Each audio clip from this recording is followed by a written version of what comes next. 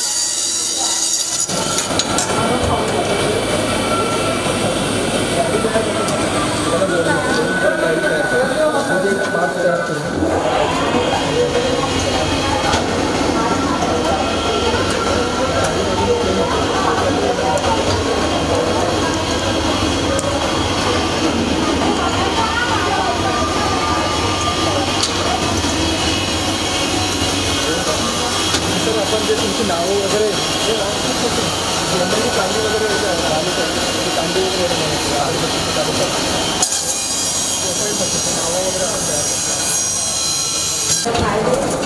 येणाऱ्या पुढच्या काळात प्रामुख्याने आपल्यासमोर येणार आणि यातनं निर्माण होणारा रोजगार होणारी उलाढाल आपल्या सोबत आणल्या जाते आणि त्यासाठी आपल्याला मार्ग मिळाला आहे।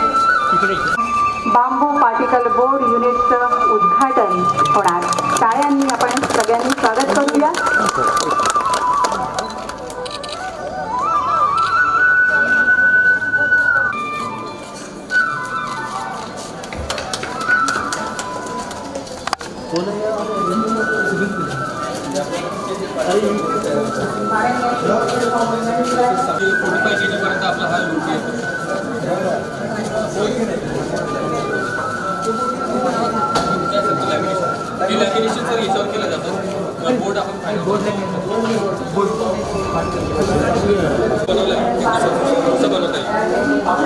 मॉइश्चर काढता येईल त्या विषयाचा आणि याच्यामध्ये 2 टाईपची स्क्रीनिंग होतात।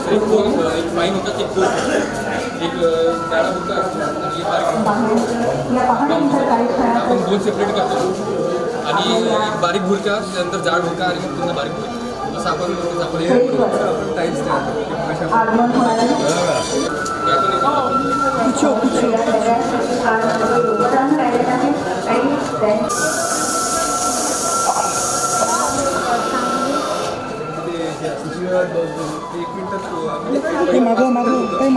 लॅमिनेशन लावायसाठी 1 मिनिट आता आपण लॅमिनेशन लावण्याचं फक्त लॅमिनेशन साठी वगैरे पण बेंचेस जे सर ते 18 मग त्याच्यामध्ये थिकनेस वाढवत आहे ठीक आहे ना, जेवढी थिकनेस जास्त लॅमिनेशन झाल्यानंतर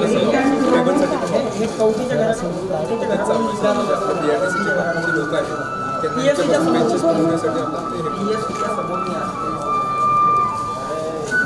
बांबूच्या माध्यमातून निर्माण होणाऱ्या विविध कलाकृतीच्या वस्तू या निमित्तानं आपल्याला बघायला मिळाल्या तयार होणार आहेत आणि त्याला मोठी अशी बाजारपेठ देखील उपलब्ध होणार आहे। आपल्या कलाकृतीतून साकारलेल्या बांबूच्या या आपल्या कलेला एक वेगळा आयाम देण्याचं माननीय श्री सुधीरभाऊ मुनगंटीवार आणि माननीय संध्याताई गोरनुले यांचं आगमन होत आहे। पाहुणे दीप प्रज्वलनासाठी जात आहेत। आपण जोरदार टाळ्यांनी भाऊंचं आणि संध्याताईंचं स्वागत करूया। तुषार हार धवला या शुभ्र वस्त्रावृता या वीणावर प्रभुतिथी दैवे सदा वंदे।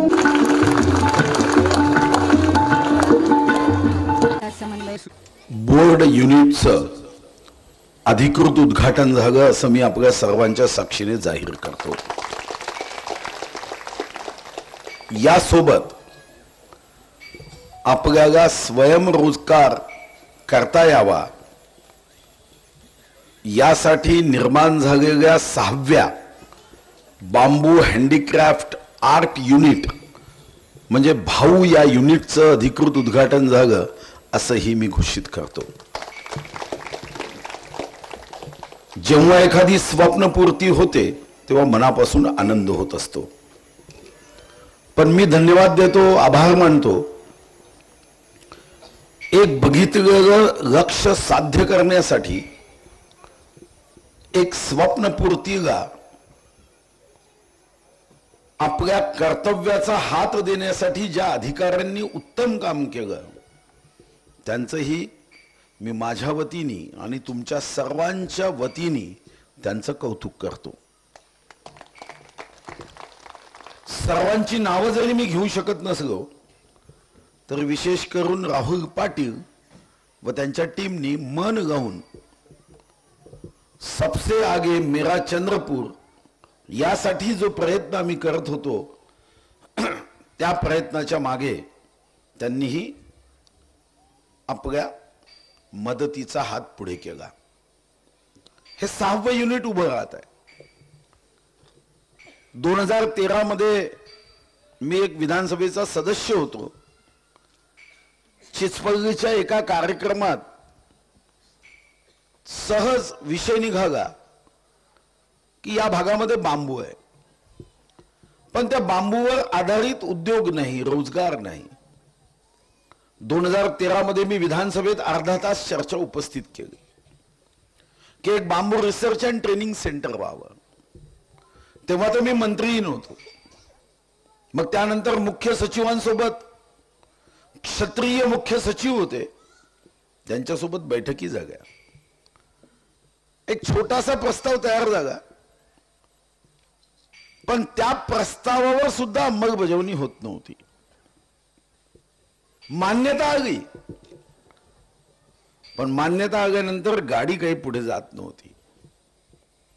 31 ऑक्टोबर 2014 रोजी मी मंत्री म्हणून जनतेच्या आशीर्वादाने शपथ घेतली आणि दुसऱ्याच कॅबिनेटमध्ये आपण बांबू रिसर्च अँड ट्रेनिंग सेंटरला सरकारची मान्यताही दिली आणि वेगाने काम सुरू झालं. फक्त काम सुरू झालं नाही तर आज तुम्ही बघत आहात एक अप्रतिम काम होते आणि असं अप्रतिम काम होत आहे की मला विश्वास आहे की चिचपल्ली या गावाचं नाव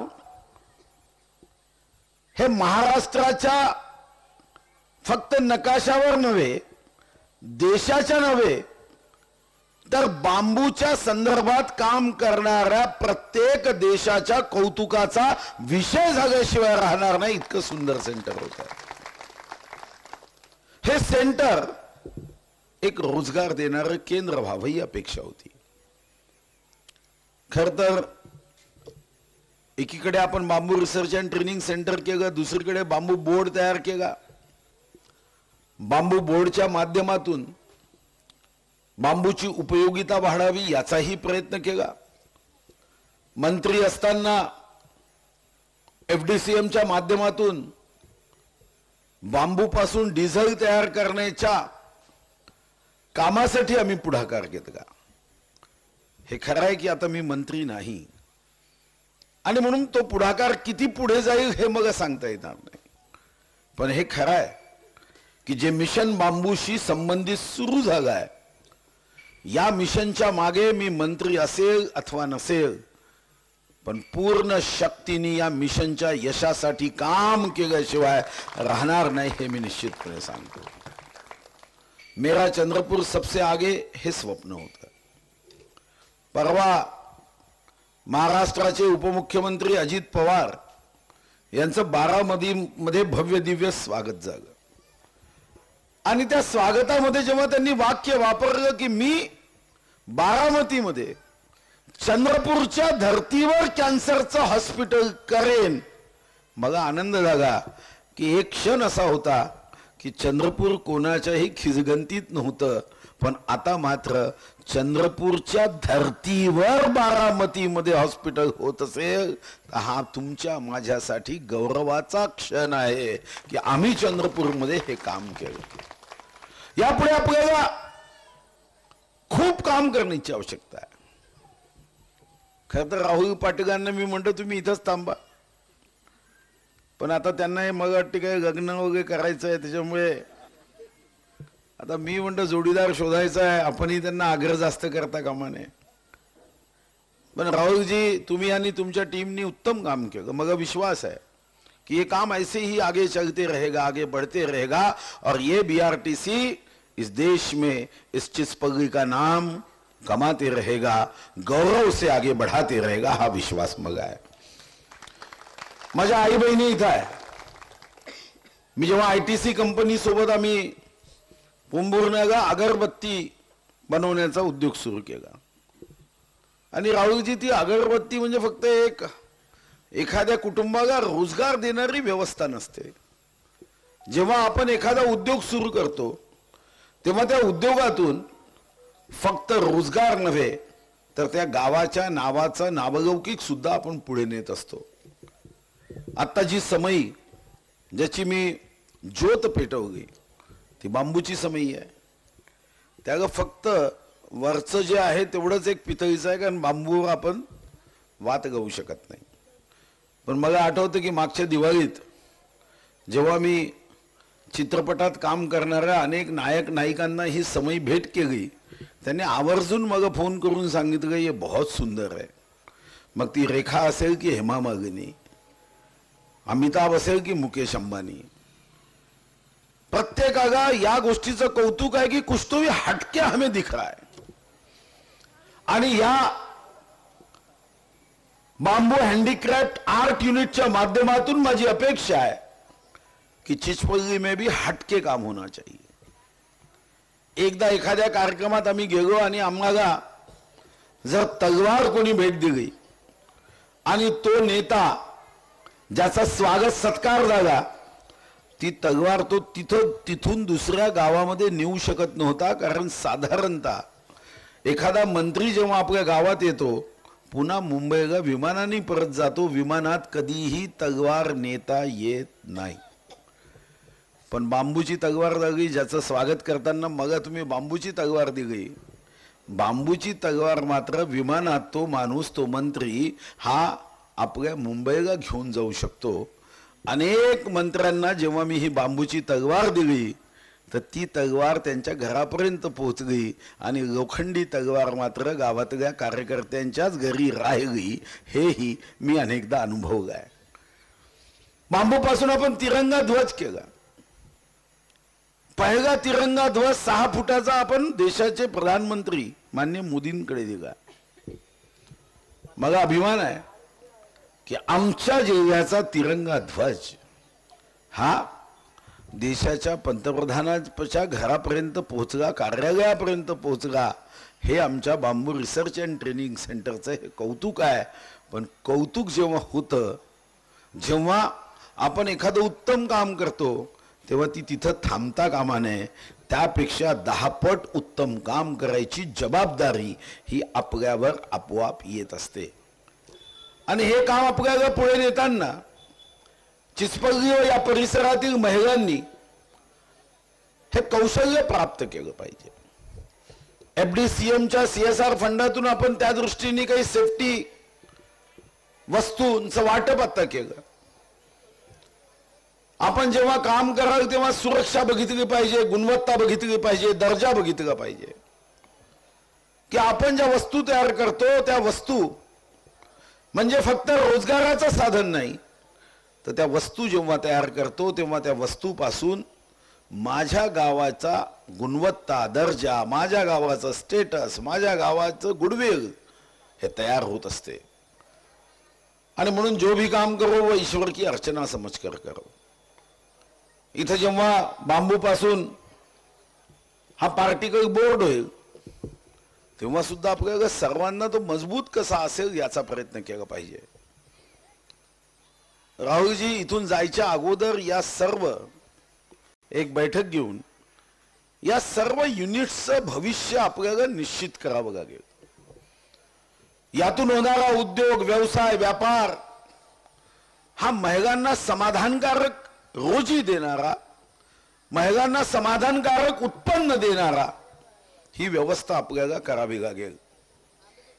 आणि त्यासाठी मात्र तुम्हाला मग कधीतरी या 8-10 दिवसामध्ये एकत्रित 2-3 तास बसावं लागेल की हे सर्व काम अशाच पद्धतीने पुढे जावं. आणि वन विभागाच्या सर्व अधिकाऱ्यांचं कौतुक करताना हाही विश्वास देतो, चिंता करू नका. आता वनमंत्री आहे ते माझे खास मित्र आहे संजय राठोड. ते मला परवाच म्हणाले, भाऊ तुम्ही जे सांगाल ते होईल आणि म्हणून इथं कोणालाही कशाचीही चिंता करायची आवश्यकता नाही.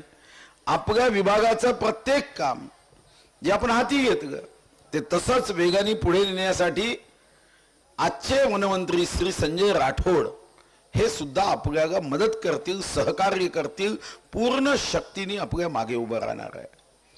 मी वन विभागाच्या अधिकारी कर्मचाऱ्यांचं कौतुक यासाठी करेल की या 5 वर्षात वन विभागाने न भूतो भविष्यती मला माहित नाही पण न भूतो असं कार्य केलं. वृक्ष लावलेत, लोक टीका करत होते खरं लागलेत की नाही, खड्डे खोदले जातात की झाडं लागतात की नाही.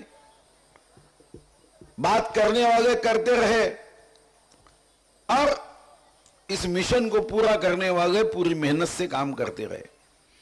आणि आज जेव्हा forest survey of India Bharat सरकारचा रिपोर्ट आला तेव्हा देशामध्ये सर्वात जास्त 2 वर्षामध्ये नॉन फॉरेस्ट एरियामध्ये जिथं वृक्ष लागलेत तो एकमात्र राज्य म्हणजे महाराष्ट्र, ज्या महाराष्ट्राने एवढ्या वेगाने प्रगती केली. वन विभागाचे अधिकारी जर विचार केला तर काय करू शकतात, तर वनापासून जनतेच्या मनापर्यंत आणि जनतेला धनापर्यंत पोहोचवण्याची ताकद ही या अधिकाऱ्यांमध्ये आहे, कर्मचाऱ्यांमध्ये आहे. वन कर्मचाऱ्यांपासून वनाच्या रक्षण करणाऱ्या सामान्य वन मजुरापर्यंत आहे. ही ताकद घेऊन आपण पुढे जावं ही अपेक्षा व्यक्त करतो. आपल्या सर्वांना उद्या मकर संक्रांत आहे. आजच गोड गोड शुभकामना देतो आणि माता महाकालीच्या चरणी प्रार्थना करतो, इथं आलेल्या माझ्या सर्व भावा बहिणीच्या आयुष्यामध्ये 365 दिवस तू आनंदाचा गोडवा दे, सुखाची मधुरता दे आणि यांचं जीवन गोड होऊ दे ही शुभकामना देतो. आणि तू आता मी गोडवा देते, आता कडू औषध नाहीये. आपल्या सर्वांना मकर संक्रांतीच्या मी 1 दिवस अगोदर शुभकामना देतो आणि विश्वास देतो की मी या क्षेत्राचा आमदार म्हणून तुमच्या सदैव पाठीशी उभा राहील. भाऊ हे या युनिटचंच नाव नाही तर भाऊ म्हणून तुमच्या पाठीशी खंबीरपणे उभं राहण्याची जबाबदारी आणि दायित्व मी स्वीकारतो. धन्यवाद. जय हिंद, जय महाराष्ट्र.